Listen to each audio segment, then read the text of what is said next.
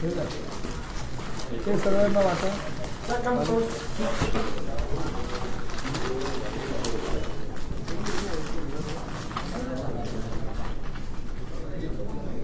खाली द्या सगळ्यांना.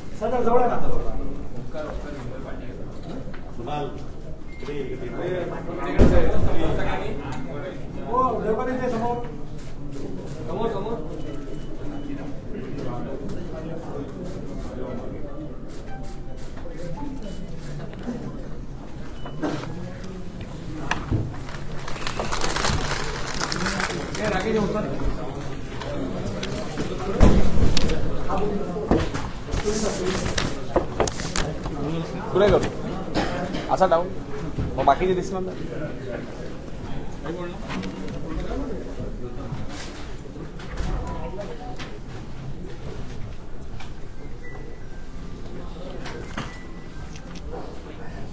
आपल्या सगळ्यांचं स्वागत.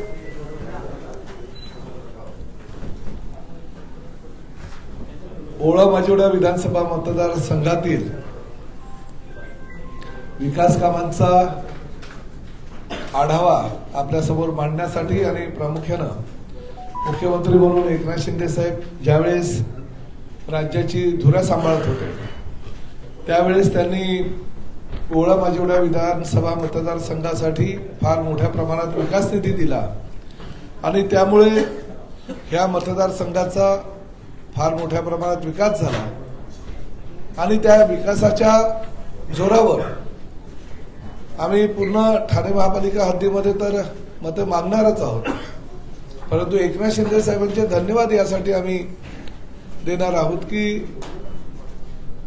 फार मोठ्या प्रमाणात वाढत चाललेला हा मतदारसंघ नवीन ठाण्याच्या धर्तीवर घोडबंदरचं विस्तारीकरण होत असताना या भागामध्ये फार मोठ्या प्रमाणात विकास निधी लागणार होता. ठाणे महानगरपालिकेची आर्थिक परिस्थिती तशी नसल्याकारणानं निधीची आवश्यकता होती आणि त्या भागाचा आमदार म्हणून 2023 साली जेव्हा राज्याचे मुख्यमंत्री म्हणून एकनाथ शिंदे साहेबांनी धुरा घेतली तेव्हा त्यांच्याकडे मी विविध जी विकास प्रकल्प होती त्याची माहिती दिली आणि त्यांना विनंती केली की या मतदारसंघामध्ये विस्तारीकरण होत आहे, नागरी वस्ती मोठ्या प्रमाणात वाढते, तर यासाठी आपण मला निधी द्यावी आणि त्या माध्यमातून तुम्ही जर हे पुस्तक बघितलं जे काही राजकीय पक्ष वचननामा जाहीर करतात, परंतु मी एकनाथ शिंदे साहेबांचे आभार यासाठी मानेल की निवडणुकीच्या तोंडावर मला वचनपूर्ती त्यांना सर्वसामान्य जनतेसाठी ही आज तुमच्या माध्यमातून मी ही पुस्तिकेचं प्रकाशन करतोय. प्रामुख्यानं तुम्ही जर बघाल तर ठाणे मेट्रो असू द्या, भाईंदर ते ठाणे उन्नत मार्ग असू द्या, Matoshri Mature Indirabai Baburao Sarnaik super speciality cashless hospital असू द्या, वाघबीळ येथे उभारण्यात येणारं हिंदू हृदय सम्राट बाळासाहेब ठाकरे कला दालन, उपवन तलावाच्या सुशोभीकरणामध्ये बाकीच्या गोष्टी ज्या विकासाच्या दृष्टीने आहे ते करत असताना विठ्ठलाची 51 फुटाची मूर्ती त्या ठिकाणी केली. भारतरत्न लता मंगेशकर संगीत गुरुकुलाचं काम आता पूर्णत्वावर आहे. टोगो व्हॅन महापालिकेच्या माध्यमातून आम्ही कार्यरत केलेले आहे. सिंधुताई सकपाळ प्रशिक्षण केंद्राचं लोकार्पण एकनाथ शिंदे साहेबांच्या हस्ते झालेलं आहे. साहित्यिक बाबूराव सरनाईक जिम्नॅस्टिक सेंटर उभं राहिलेलं आहे. 5 जलतरण तलावाचं लोकार्पण केलेलं आहे. तर डॉक्टर बाबासाहेब आंबेडकर सांस्कृतिक भवनाचं काम जवळजवळ 70% पूर्ण झालंय. धर्मवीर आनंद दिघे साहेबांच्या नावानं उपवनला ज्या जिमखाना आहे त्याचंही काम 50% पूर्ण झालेलं आहे. तर उपवनचं म्युझिकल फाउंटन आणि त्याचबरोबर कासार वडवले आणि ओवळा मोगरपाडा येथील म्युझिकल फाउंटन अतिशय चांगल्या प्रकारे काम पूर्ण होऊन चालू झालेलं आहे. वाघबीळ येथे नवीन चौपाटी आपण करतोय, तर विविध चौकाचे सुशोभीकरण करून चांगल्या प्रकारचा घोडबंदर रोडला एक वेगळं नवीन ठाणे ज्या पद्धतीने निर्माण होत आहे, तर त्याला जास्तीत जास्त निधीचा आपण उपयोग करून सुंदरतेमध्ये भर आणतोय. वर्तकनगरला आनंदीबाई जोशी रुग्णालयासाठी 25 कोटी रुपयाचा निधी हा शिंदे साहेबांच्या माध्यमातून मिळाला आहे. विविध समाज भवनाचं काम चालू आहे. मराठा समाज भवनाचं काम सुद्धा आता अर्ध झालेलं आहे. महिला बचत गट भवन झालेलं आहे. सुधाकर चव्हाण बहुउद्देशीय इमारत, आगरी कोळी भवन, लेवा पाटील समाज, 12 समाज भवन एकत्रितपणे आणि प्रामुख्यानं बऱ्याच मतदारसंघातील बऱ्याच ठिकाणी सिमेंट कॉन्क्रीटचे रस्ते झालेले आहेत. तर घोडबंदर रोडला नवीन उड्डाणपुलांची निर्मिती सुद्धा झालेली आहे. फुटबॉल टर्फ उभारलेले आहे. तर आनंदनगर इथे ठाण्यातील पहिला हा सिंथेटिक ट्रॅकचं काम आता सुरुवात झालेली आहे. वारकरी भवन आणि सामाजिक भवनांचे लोकार्पण झालेले आहे. आणि प्रामुख्यानं येऊरला आपण जलस्रोत निर्माण व्हावा यासाठी त्या ठिकाणी बंधारे निर्माण केलेले आहे. त्याचाही फायदा आपल्याला होतोय. पाळीव प्राण्यांसाठी जी स्मशानभूमी आपण अंत्यविधी केंद्र जे केलेलं आहे त्याला फार प्राणी मित्रांकडनं प्रतिसाद लाभतोय. ते सुद्धा आपण माझेवडा गाव येथे केलेलं आहे आणि त्याच ठिकाणी अत्याधुनिक स्मशानभूमी केलेली आहे. सगळ्या तलावांचं सुशोभीकरण करत असताना गेल्या वर्षी मुख्यमंत्री पदाच्या कार्यकाळामध्ये एकनाथ शिंदे साहेबांनी गोमातेला राज्यमातेचा दर्जा दिला आणि धर्मसंसदेमध्ये तशी घोषणा केली. येऊर येथे आदिवासी मुलामुलींचं वसतिगृह करतोय आणि त्याच धर्तीवर आपण भाईंदरपाडा येथे वसतिगृहाचं काम हे अंतिम टप्प्यात आलेलं आहे. चिंतामणराव देशमुख एज्युकेशन सेंटर हे वसत विहारला आपण निर्माण करत असून त्याचंही काम फार मोठ्या दिमाखात चालू आहे.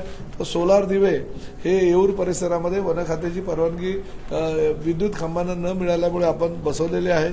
वॉकवे आणि सायकलिंग ट्रॅकचं काम सुद्धा पूर्ण झालेलं आहे. आणि त्याचबरोबर आपण मोगरपाडा येथे MCA क्लब च्या माध्यमातून एक कन्व्हेन्शन सेंटर निर्माण करतोय. जलवाहतूक करायची आहे, रोपवे सेवा करायची आहे. ठाणे अंतर्गत मेट्रोसाठी शिंदे साहेबांनी केंद्राकडून निधी उपलब्ध करून दिलेला आहे आणि 24 तास पाणी उपलब्ध होण्यासाठी आपण बोरजे धरणातनं 100 MLD पाणी तरी आपल्याला मिळावं यासाठी प्रयत्न करतो आणि ते सुद्धा लवकरात लवकर आपल्याला मिळेल. आणि त्याचबरोबर काळू नदीच्या कामाला सुद्धा चालना देतोय.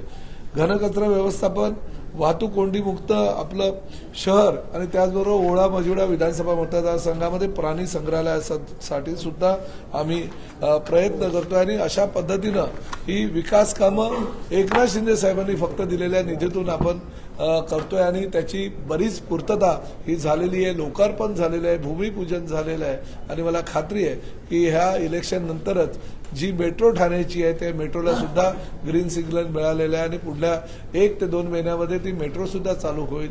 इलेक्शनच्या आचारसंहितेमुळे ते काही आपल्याला करता आलं नाही, परंतु ह्या शहराचा विकास करत असताना प्रामुख्यानं आपल्याला कल्पना आहे की विधानसभेचा सदस्य म्हणून मी पाठपुरावा जरी केला असेल तरी राज्य शासनाकडून मिळालेल्या सगळ्या निधीमुळे ही सगळी विकास कामं होऊ शकली आणि भविष्यामध्ये सुद्धा ही विकास कामं कशी लवकरात लवकर पूर्ण होईल यासाठी आम्ही प्रयत्न करतोय.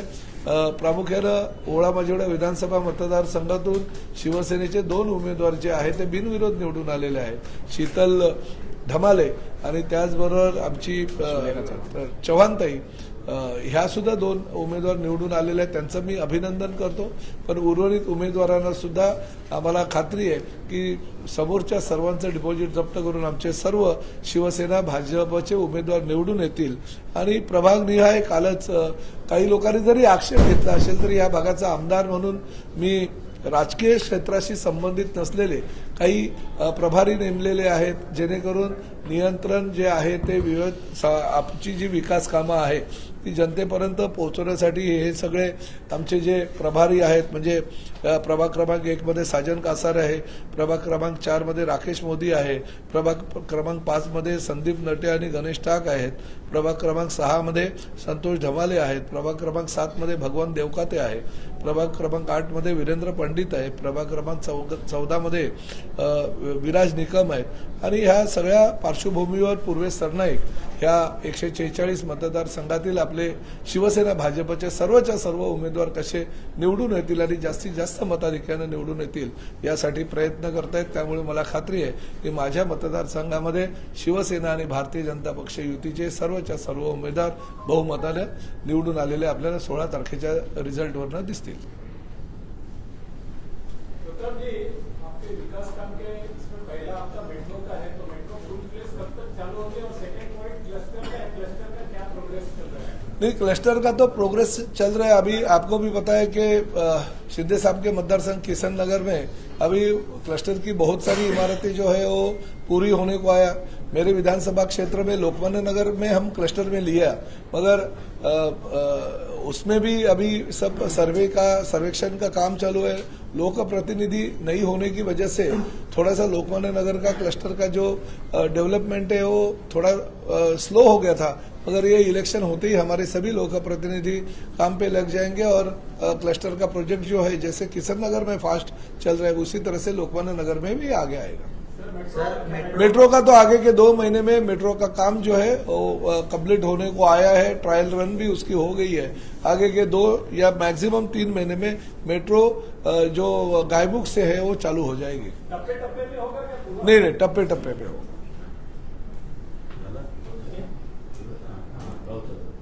सर, मुंबईत नवाब मलिक म्हणतात आहे मुंबईत आमचे 30 पेक्षा जास्त उमेदवार आहेत ते निवडून येतील आणि आम्हाला घेतल्याशिवाय तुमचा महापौर बसणार नाही असं नवाब मलिक. बघा काय असतं की प्रत्येक पक्ष हा जास्तीत जास्त त्यांचे उमेदवार निवडून येतील ह्या विश्वासामध्ये असतो, कारण उमेदवाराला तेवढं त्यांना स्थैर्य देण्यासाठी त्यांना ती भूमिका घ्यावी लागते। परंतु आता नवाब मलिक तसं म्हणतायत, आंबेडकर साहेब सुद्धा तसंच म्हणतायत, काँग्रेस सुद्धा तसंच म्हणते। प्रत्येक पक्षाला असं वाटत असतं की आपला उमेदवारच सगळ्यात जास्त मतानं आपल्या आपल्या परिसरातून निवडून येईल। परंतु मला एक गोष्ट ह्या ठिकाणी आपल्याला सांगावीशी वाटते की आदरणीय देवेंद्रजी मुख्यमंत्री पदाच्या कार्यकाळामध्ये आणि आदरणीय एकनाथ शिंदे साहेबांच्या मुख्यमंत्री पदाच्या कार्यकाळामध्ये आणि आता उपमुख्यमंत्री म्हणून ते करत असलेल्या कामामुळे एवढी विकास कामं ह्या मुंबईमध्ये झालेली आहे, ठाण्यामध्ये झालेली आहे। त्या विकास कामांच्या जोरावर मुंबई आणि ठाण्यामध्ये 100% महायुतीचे सरकार येणार आणि महापौर हा महायुतीचाच बसणार। सर, आपण जर बघितलं संजय राऊतांनी आज पत्रकार परिषद घेतली आणि मुंबईमध्ये बाळासाहेब ठाकरे यांचा पुतळा झापला होता आणि त्यामुळे संजय राऊत म्हणाले की तुम्हाला भीती वाटते म्हणून तो पुतळा झापला। हो, बाळासाहेबांचे विचार घेऊन आम्ही चाललेलो, आम्हाला कशाला भीती वाटेल मला सांगा।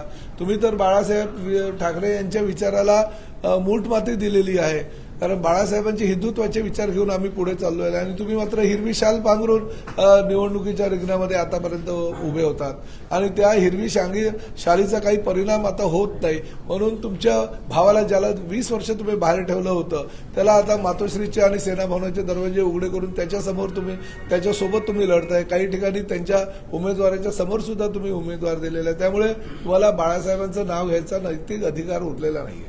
मुंबई महानगरपालिकेच्या निवडणुकीमध्ये एस इंडियाचा सर्वे आला ज्यामध्ये भाजप आणि शिंदेना हिंदी भाषेचा सर्वात जास्त कौल आहे, तर मराठी भाषेचा कौल आहे तो ठाकरे आणि मनसेला दिसून येत आहे। तर बघा, हे सर्वेच्या रिपोर्टवर आम्ही काही विश्वास ठेवत नाही।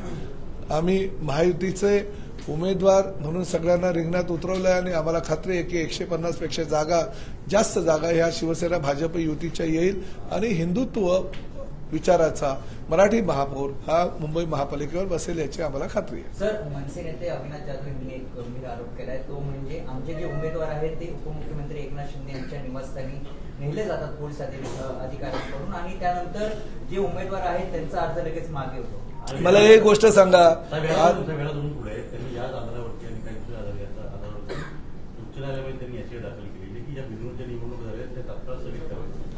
एक गोष्ट आहे की ज्यांना पराभव समोर दिसत असेल ते ह्या अशा गोष्टींचा उपयोग आपल्या माध्यमातून करत असतात। न्यायालयात जाण्याची त्यांची भूमिका आहे, त्यांनी न्यायालयात जावं, न्यायालयात जो निर्णय देईल तो सर्वांना बंधनकारक असेल।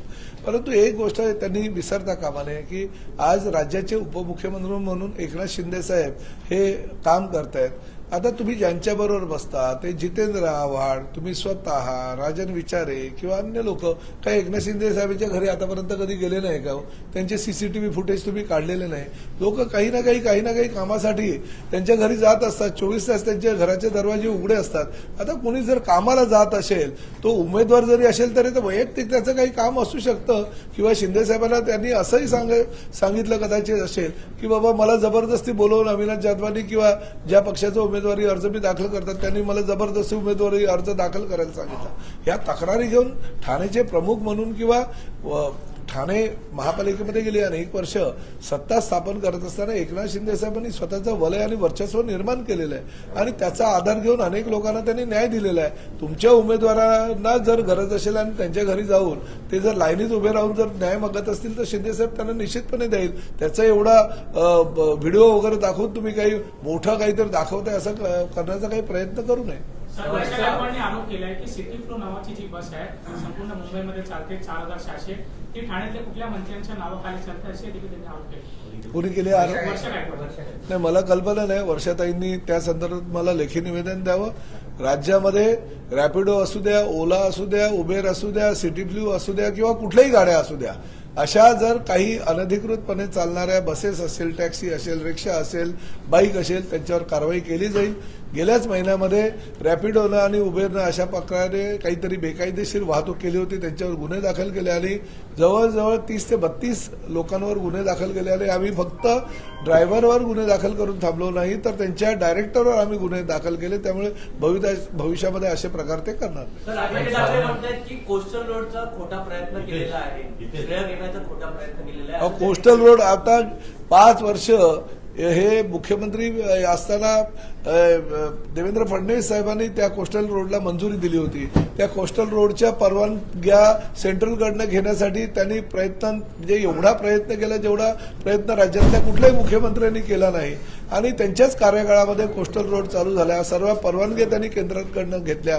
त्या CRZच्या परवानग्या असू द्या, मँग्रोवच्या परवानग्या असू द्या, पर्यावरणच्या परवानग्या असू द्या, सगळ्या परवानग्या घेऊन जर तो कोस्टल रोडला त्यांनी सुरुवात करून दिली असेल आणि त्याचं श्रेय जर शिवसेना भाजप युतीची मंडळी घेणार नाही तर काय तुम्ही घ्याल? तुम्हाला कशाला? तुम्ही तर घरी बसलेला होतात. ऑनलाईन सगळे प्रकार तुम्ही करत होतात, जे जे नको ते. त्यामुळे मला असं वाटतं की विकासाचं श्रेय घेण्याचा अधिकार हा महायुतीला आहे आणि देवेंद्रजी आणि आदरणीय एकनाथ शिंदे साहेब हा विकासाचं श्रेय घेत असतील आणि त्या माध्यमातून लोकांना जर मतं मागत असतील तर ते चुकीचं काय आहे? सर, बाळासाहेब ठाकरे यांचा आपके विधानसभा क्षेत्र के अंतर्गत कुछ वार्डों में बगावत हुई। उदाहरण के तौर पे वार्ड प्रभाग क्रमांक 4 में कार्याध्यक्ष पूर्वेश्वर नाइक जी हैं, तो युवा सेना के कार्यकर्ता हैं, वो बगावत करके चुनाव लड़ रहे हैं, तो इसका क्या असर पड़ेगा? नहीं, बगावत का परिणाम तो कुछ होने वाला नहीं है. जो भी बगावत करने वाले लोग हैं उनको एकनाथ शिंदे साहब ने और हमने सूचना दी है कि आप फॉर्म विड्रॉ करो.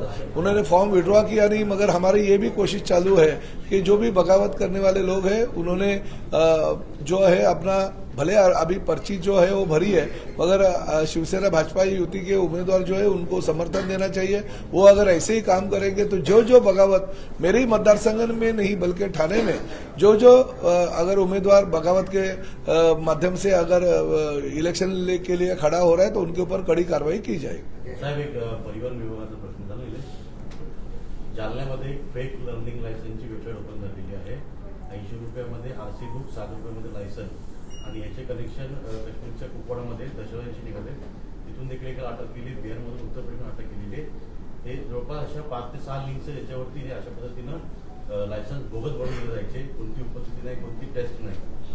ही वस्तुस्थिती आहे. एक प्रकारे दहशतवादाचा धोका यामध्ये निर्माण नाही, ही वस्तुस्थिती आहे की जालन्यामध्ये काही बिहारमधनं खोटी आणि चुकीच्या पद्धतीने वेबसाईट निर्माण करून लर्निंग लायसन्स जे आहे ते बोगस देण्यात आलं. अवघ्या 70 रुपयामध्ये वगैरे ते बोगस लर्निंग लायसन्स देण्यात आलं होतं आणि ती माहिती RTOच्या अधिकाऱ्यांना कळताच ताबडतोब आमच्या अधिकाऱ्यांनी कारवाई केली आणि त्यामध्ये FIR दाखल केलेला आहे.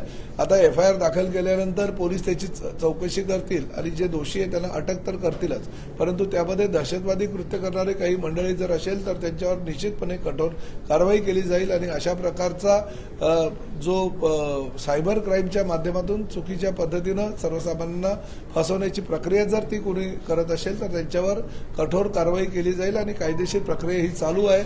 RTO डिपार्टमेंट ही घटना जी आहे अतिशय गंभीरतेनं आमच्या डिपार्टमेंटनं ही घेतलेली आहे. पण साहेब, याच्यामध्ये काही परिवहन विभागाकडून काही केलं जाणार? कारण का नाही, FIR दाखल केलेले, आता पुढची कारवाई पोलीस करतील. कारवाई तर नाही म्हणते. या ऑनलाईन वेबसाईट ज्या आहेत तिथून लायसन्स काढले जातात, लोक सर्रास त्यामध्ये फसली जात आहेत.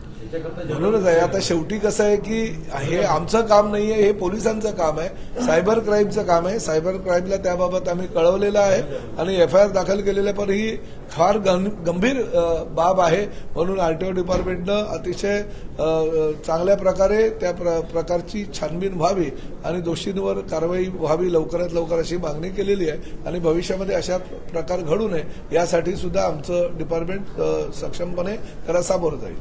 जनजागृतीबद्दल काय करणार? कारण का बराच वेळ- नाही, करणं गरजेचं आहे. जनजागृती करणारच. अशा चुकीच्या पद्धतीने आज जालन्याला झालं, उद्या ठाण्याला होईल, परवा अन्य ठिकाणी होईल. त्यामुळे जनजागृती सुद्धा आमच्या डिपार्टमेंटच्या माध्यमातून निश्चितपणे केली जाईल. सर, भाजपचे माजी आमदार आहेत, त्यांनी असं एक विधान केलंय की अंबरनाथ बदलापूरमध्ये धनुष्यबाणाचा तुकडा साफ केलाय, आता उल्हासनगरमध्ये देखील होईल असं देखील नरेंद्र पवार.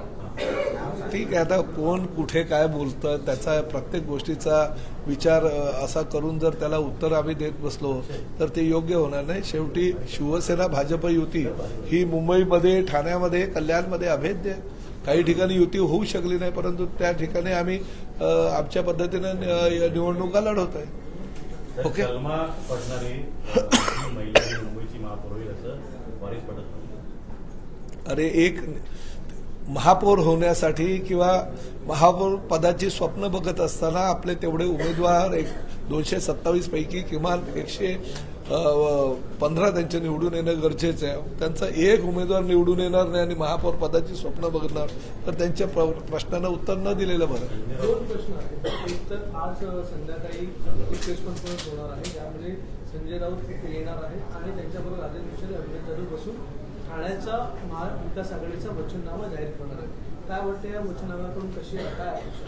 अहो, वचननामा म्हणजे काही असेल, आम्ही ठेवलंच नाहीये ना काही विरोधकांना. भविष्यामध्ये काही योजना ज्या आहेत त्या सगळ्या योजना एकनाथ शिंदे साहेबांनी प्रत्यक्षात उतरवल्या आहे. माझ्या मतदारसंघात मी प्रत्यक्षात उतरवलं आहे. परंतु पुढल्या 25 ते 30 वर्षाचं ठाणं कसं असेल आणि त्या ठाण्याच्या काय काय गरजा आहे त्या माध्यमातून एक इन्फ्रास्ट्रक्चर कसं डेव्हलप करता येईल अशा पद्धतीनं सगळ्या सुविधायुक्त ठाणं निर्माण करण्याचा शिंदे साहेबांचा प्रयत्न आहे आणि त्या माध्यमातून त्यांनी तशी तयारी सुद्धा केलेली आहे. तसे प्रकल्प सुद्धा राबवले. पुढल्या 2 वर्षात ते सगळे प्रकल्प जवळजवळ पूर्ण होतील. त्यामुळे वचननामा, आता खोटी आश्वासनं देण्यासाठी जर वचननामा तुम्ही जाहीर करण्यासाठी प्रेस कॉन्फरन्स करत असाल तर सर्वसामान्य जनता तुमच्यावर विश्वास ठेवणार नाही. दुसरा एक प्रश्न आहे, तो म्हणजे अजूनही सेना वेगळा प्रचार करताना दिसते आणि भाजप वेगळा प्रचार करताना अनेक प्रभागांमध्ये दिसून येते. आता नेमकं नाही, तसं बिलकुल नाही आहे. आज एकनाथ शिंदे साहेब अनेक प्रभागामध्ये स्वतः फिरणार आहेत आणि स्वतः फिरत असताना ते भारतीय जनता पक्षाच्या सगळ्या उमेदवारांना आणि सगळ्या नेत्यांना घेऊन फिरणार. कालही ज्या ज्या ठिकाणी प्रचार कार्यालयाचं आम्ही उद्घाटन केलं, उर्वेश सरनाईक, निरंजन डावखरे, संजय केळकर सगळेजण प्रचारामध्ये सहभागी झाले होते आणि सगळ्या पक्ष कार्यालयाचं उद्घाटन केलं. त्यामुळे प्रचारामध्ये आम्ही काही वेगवेगळे नाही आहोत. प्रचार आम्ही शिवसेना आणि भाजप एकत्रितरित्याच करणार आहोत. आमचे उमेदवार सुद्धा एकत्रितपणे कमळ आणि धनुष्यबाण घेऊनच प्रचाराला फिरतायत. पण साहेब, कुठे थोडं अर्थ नसते का? विरोधला तिकडे फक्त धनुष्यबाण, इकडे धनुष्यबाण, कमळ. नाही, बघा, या ठिकाणी आमची प्रामाणिक इच्छा होती की मिरज जसं ठाण्याचं पॅटर्न आहे तसं कल्याणचं पॅटर्न आहे, जसं वसई विरारचं पॅटर्न आहे तसं मीरा रोडला व्हावं. पण मीरा भाईंदरमध्ये भारतीय जनता पक्षाचे जे नेते आहेत त्या नेत्यांनी भारतीय जनता पक्ष म्हणून स्वतःची खासगी मालमत्ता असं ते समजले असतील आणि जशी त्यांची 7-11 कंपनी आहे तशी भारतीय जनता पक्ष त्यांनी वेटीस जर धरला असेल तर ते चुकीचं आहे. वरिष्ठांनी लक्ष देणं गरजेचं आहे. मी आदरणीय मुख्यमंत्र्यांना सुद्धा या संदर्भात कल्पना दिली होती. आदरणीय रवींद्र चव्हाण यांना सुद्धा कल्पना दिली होती की ज्या पद्धतीनं ठाण्याला युती झाली तशाच पद्धतीने मीरा भाईंदरला व्हावी. मी शेवटपर्यंत प्रयत्न केला, परंतु शेवटी रवींद्र चव्हाणांनी एक पत्र काढलं म्हणून मी भारतीय जनता पक्षाच्या कार्यालयामध्ये गेलो. तिकडे त्यांनी मला बसून ठेवलं जवळजवळ 50 मिनिटं.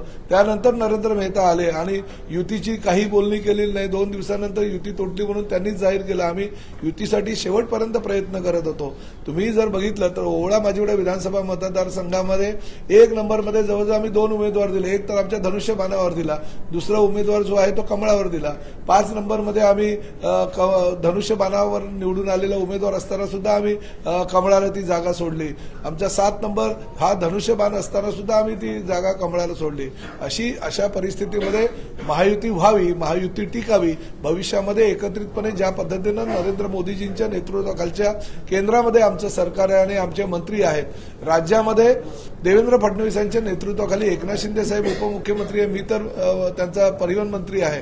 असं असताना चांगलं वातावरण असताना तेच वातावरण मीरा भाईंदरमध्ये व्हावं यासाठी जर आम्ही प्रयत्न करत असेल आणि त्या प्रयत्नांना प्रतिसाद जर नरेंद्र मेहताकडनं मिळत नसेल तर निश्चितपणे महायुतीला ते घातक आहे. खरं तर त्यांच्यावर कारवाई करणं गरजेचं होतं, परंतु हरकत नाही. आता त्यांच्यावर कारवाई 15 जानेवारीला मीरा भाईंदरमधीलच सर्वसामान्य जनता करेल आणि महायुतीऐवजी फक्त आणि फक्त शिवसेनेचा भगवा या मीरा भाईंदर महानगरपालिकेवर फडकेल आणि अबकी बार 50चा नारा जो आहे तो आमचा पूर्ण करणार. कारण शेवटी आम्ही सुद्धा नरेंद्र मोदींनाच मानणारी लोक आहोत. आम्ही सुद्धा देवेंद्र फडणवीसांच्या नेतृत्वाखाली राज्याचा कारभार करत असताना खरं तर तिथं युती होणं अपेक्षित होतं. पण ठीक आहे, शेवटी शिवसेनेचा भगवा म्हणजे हिंदुत्वाचा भगवा हा महापालिकेवर फडकू आणि आदरणीय शिवसेना प्रमुख बाळासाहेब ठाकरेंनी जी युती वाजपेयींबरोबर केली होती, अडवाणीजींबरोबर केली होती, आमच्या प्रमोद महाजनबरोबर केली होती, ती युती आम्ही कायम ठेवू. ही युती तोडण्यासाठी त्या प्रकारे नरेंद्र मेहतांनी जबाबदार त्यांनी युती होऊन दिल्यामुळे नाही, नरेंद्र मेहतांनी, रवींद्र चव्हाणांनी सुद्धा प्रयत्न केले, देवेंद्रजींनी सुद्धा प्रयत्न केले. कारण मी दोघांशी बोललो होतो, दोघांनी त्यांना सांगितलं, परंतु शेवटी त्यांना मीरा भाईंदरची भाजप ही 7-11 कंपनी त्यांची प्रायव्हेट लिमिटेड कंपनी करायची असेल तर त्यांनी जर युती तोडली असेल तर शेवटी सर्वसामान्य जनता त्यांना जागा दाखवेल. 2009 मध्ये त्यांना लोकांनी घरी बसवलं होतं, 2014 मध्ये, 2019 मध्ये. तशाच पद्धतीनं 2026 मध्ये सुद्धा लोक त्यांच्या लोकांना घरी बसवेल आणि शिवसेनेचा महापौर त्या ठिकाणी विराजमान होईल. नरेंद्र मेहता म्हणतात ते काँग्रेसची छोटी युती आहे. आमच्याबरोबर आम्ही तर काँग्रेस बरोबर 5 ठिकाणी लढतोय. म्हणजे काँग्रेसने जे उमेदवार ज्या ज्या ठिकाणी उभे केले त्या प्रत्येक ठिकाणी आमचे उमेदवार आहे. पण भारतीय जनता पक्षाच्या नावाखाली नरेंद्र मेहतांनी मात्र प्रभाग क्रमांक 9 आणि प्रभाग क्रमांक 22 मध्ये MIMच्या उमेदवाराबरोबर युती त्यांनी केलेली आहे. म्हणून लोक त्यांना मीरा भाईंदरला नरेंद्र मी आता बोलायला लागलेले आहे. हे पहिल्यांदा घडलं. MIM बरोबर तुम्ही युती करता आणि शिवसेना भाजपची जी एकदम पवित्र युती आहे ती नाकारता. म्हणजे भारतीय जनता पक्षाच्या येणाऱ्या सत्तेसाठी तुम्ही शिवसेनाला मित्रपक्षाला सोडून दिलं, परंतु त्या ठिकाणी MIMला जवळ केलं, हे दुर्दैव आहे. पण भाईजान उल्लेख केला त्यांनी आपल्याला. बजरंगी भाईजान आहेच ना, मी मीरा भाईंदरचा बजरंगी भाईजान आहे आणि मीरा भाईंदरला या बजरंगी भाईजान जो आहे ना तो हनुमानाचा भक्त आहे, निस्सिम भक्त. शेपटीला बरोबर ज्या पद्धतीनं लंका दहन केलं, शेपटीला आग लावून मीरा भाईंदरच्या भ्रष्टाचाराची ही लंका आहे ही दहन करणार आहे प्रताप सरनाईक. राजन विचारे, अविनाश जाधव यांनी पत्रकार परिषद घेतली. मोठ्या प्रमाणात ड्रग्जचा वापर केला जातोय आणि त्याचं केंद्रबिंदू हे साताऱ्यामध्ये आहेत आणि त्यातूनच एवढा मोठा पैसा या ठिकाणी येत आहे. ते जे बिनविरोध निवडून येतात ते जे उमेदवार त्या ठिकाणी त्या उमेदवाराला विकत घेतलं जात आहे असा देखील त्यांनी आरोप केला. त्यांनी बघा, कुठलेही आरोप करणं काय फार मोठी गोष्ट नाहीये, परंतु राजन विचारेंनी एक गोष्ट या ठिकाणी दाखवावं आणि आमच्या नरेश म्हस्केंनी त्यांना आव्हान सुद्धा केलं होतं की लोकसभेला आम्ही त्यांची जागा त्यांना दाखवली, विधानसभेला त्यांची जागा आम्ही त्यांना दाखवली आणि ठाणे महापालिकेच्या निवडणुकीमध्ये सुद्धा मी असं कोणाचं नाव घेणार नाही, परंतु पराभूत केलं, लोकसभेला पराभूत केलं, विधानसभेला आणि महापालिकेमध्ये सुद्धा त्यांच्या घरच्या उमेदवाराला शिवसेना पराभूत करेल. शिवसेना भाजपची युतीचीच त्या ठिकाणी उमेदवार निवडून येईल याची आम्हाला खात्री आहे.